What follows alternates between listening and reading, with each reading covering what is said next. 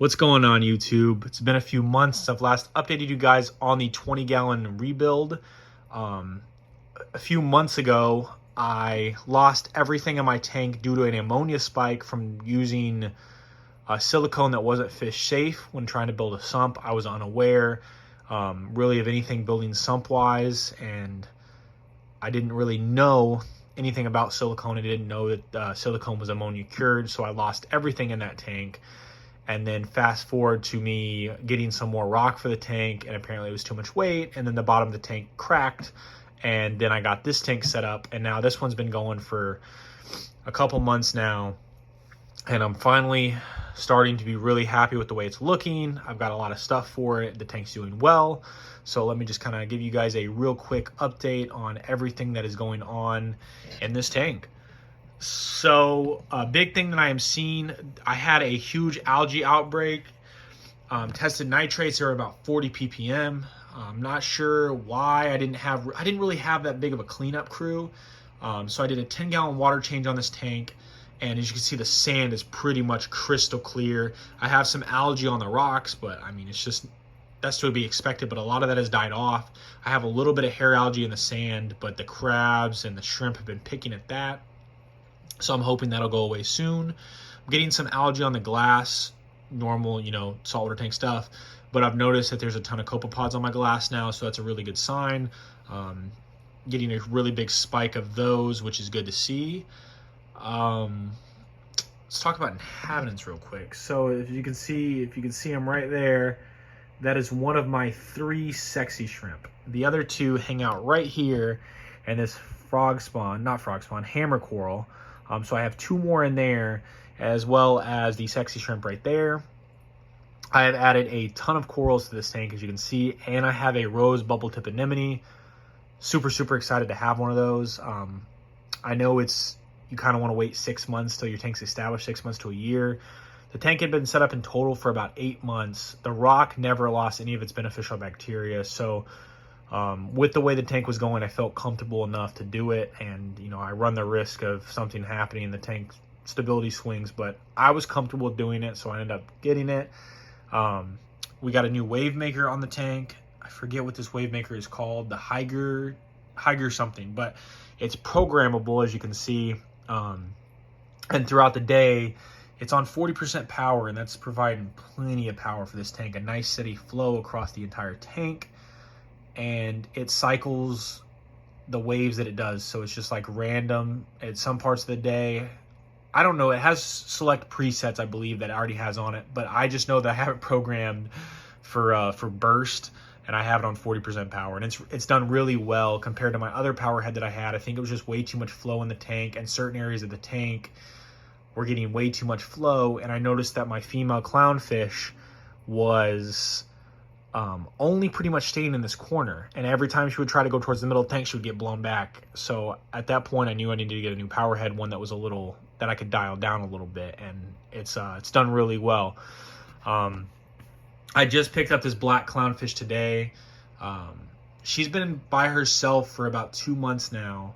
My other clownfish passed away about a week after getting him. I'm not sure why. I don't know if it was stress.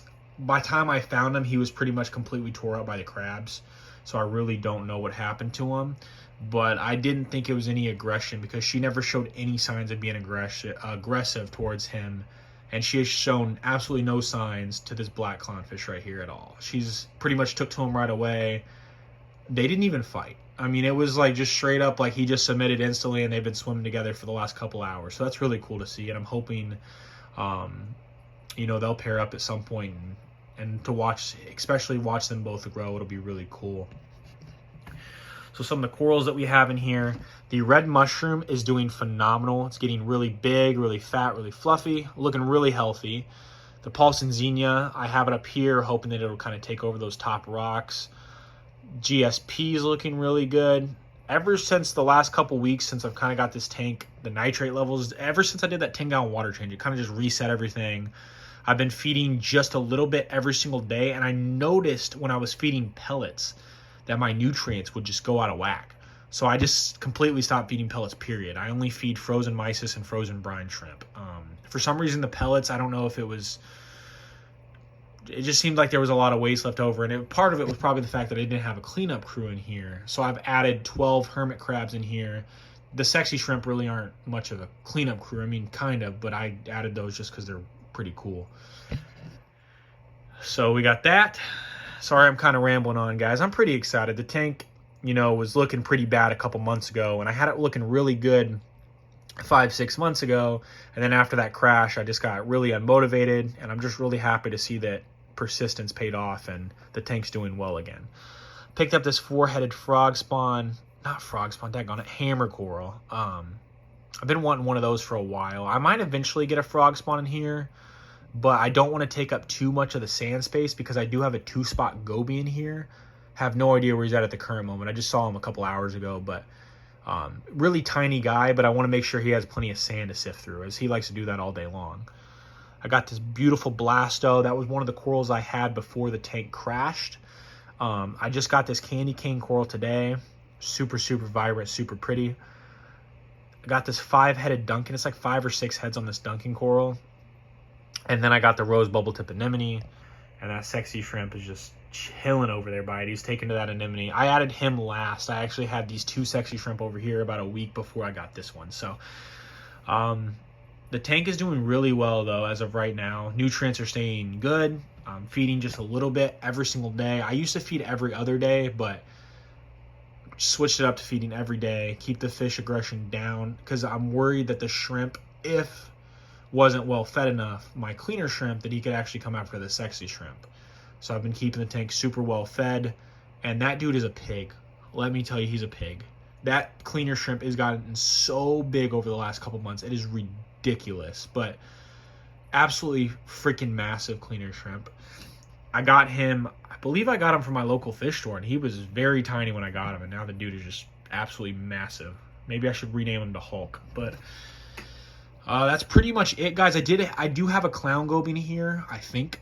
I had him on Friday as well, and I haven't seen him since like Saturday. So my local fish store had gotten some very tiny nano fish in, so I picked up the 2-spot goby and the clown goby, and then I went back today for this black clownfish. I should quarantine. That is something that I don't want to not do. I was ordering from Dr. Reef, and then I kind of got impatient. I'm not gonna lie, I'm gonna be honest, and I just bought the fish without quarantining. So, but any future fish in this tank, well, there won't be any future fish in this tank. This tank is fully stocked, but I would like to quarantine for any future projects that I do have. Granted, if I don't have that clown goby and there's 3 small fish in here, I'm not sure where he's at. I'm hoping he's hiding because these are super cool fish. But the tank is looking really good in my opinion. I'm really happy with it. I love looking at it, and I really like these sexy shrimp, man. They're so cool to watch, just move around all day long. I thought about getting a urchin for this tank, but I just feel like the tank's too small that the urchin would just clean the rocks that I do have, and then it would just pass away, starve to death. And the tank's only 20 gallons, so I don't want to push it. Eventually though, I want to keep this tank as like a coral reef tank, and then I would love to eventually set up my 40 gallon when I kind of get my own spot, because right now I'm still with my parents,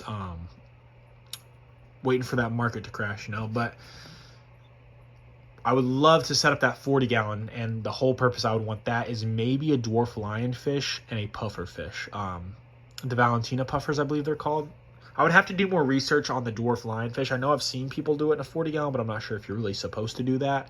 But I kind of want more of a Fowler tank and some of the fish that I couldn't keep in a reef aquarium, and then keep this little guy up as a reef aquarium.